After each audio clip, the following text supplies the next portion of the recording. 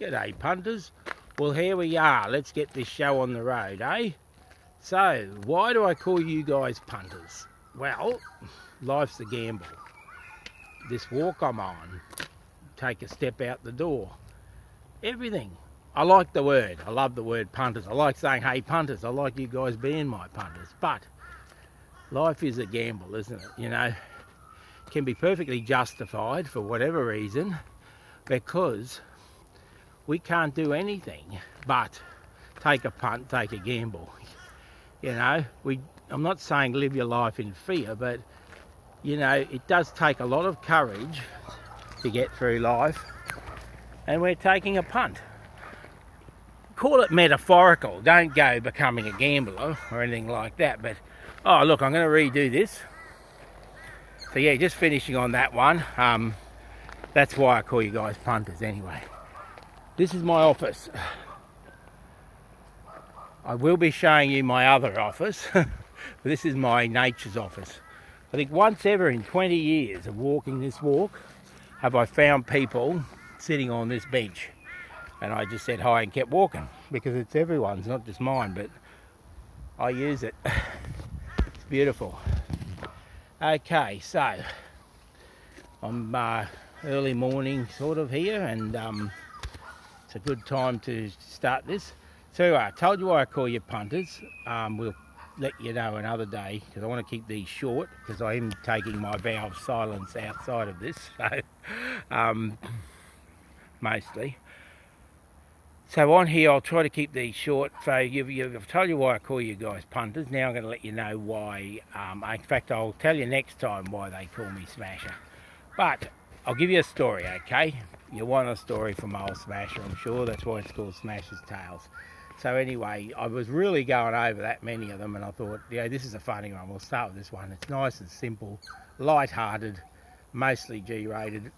So, I was working in a sports bar. It was a place up North Queensland, where I did most of my work. And yeah, well, you know, the first say part of my life. Anyway, we don't have to ramble on about that. I was up North Queensland working in a sports bar. I think I was actually running the security on that occasion. There was a series of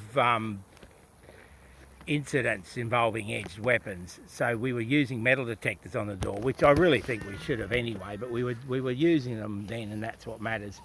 Anyway, and this, you know, a lot of people set off metal detectors and it's nothing. You just check out what it is and you make them in, but surprisingly you do find quite a few knives and things like that, and then you just have a safe place to keep it for them and they can get it when they come back. It's all changed now. The law's a lot different now involving that. The procedure would be a lot different, a lot more strict. But I'm talking 20 years ago. So, no weapons in the club. Metal detector there to check over for that. That's what's the start of the story.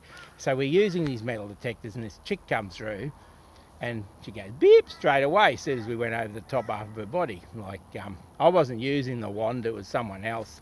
And anyway, she goes, oh, I'm sorry about that. I'm a bit embarrassed. I got a nipple ring. And the boys are like, no, it's all right, love, don't worry about it. Like, she's dropped her little booby out and showed us all. I'm like, that's good, I'll put it away. Like, we take your word for it. Anyway, then the lads took advantage of that straight away. Any chance to have a dig at old Smasher and play a joke on good old Smasher.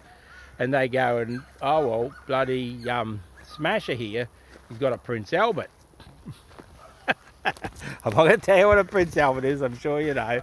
I want to keep this G-rated if I can. But, I'll smell PG anyway. When I'm like, you know, all I had to do is say, I have not, shut up guys, for God's sake. But of course I'll be like an idiot I am. I start to go along with it. I'm like, yeah, that's right. And she's, this chick, like normally they'll go, yeah, I smash her and go on in. But no, she wouldn't bloody. On this occasion, of course, she wants to know all about it. And she's asking me all these bloody questions about it. And I'm like, trying to keep a straight face, knowing nothing about bloody Prince Alberts. And the lads are there in the background going like, you know, pulling faces at me and doing this and that, like they're standing behind her and she couldn't see. And I'm trying to keep a straight face and act serious, like as if, because really, at the end of the day, I'm thinking, well, what the hell would you want to do that? Anyway, look, seemed a lot funnier at the time. Anyway, that's a funny thing, you know. I'll smash it. The boys always love to play a bit of a trick on me like that. And a bit more to the story, but we'll leave it at that for now. That's the start, guys. Look, this is actually my walk. I'm going very slow at the moment. This is probably where you will mostly find me on these walks. We're going to talk about all sorts of things, and I'll drop the odd tale in there too. But for now, we're going to leave it at that, and I'll catch you all soon, eh? Take care. Talk to you guys soon. Bye.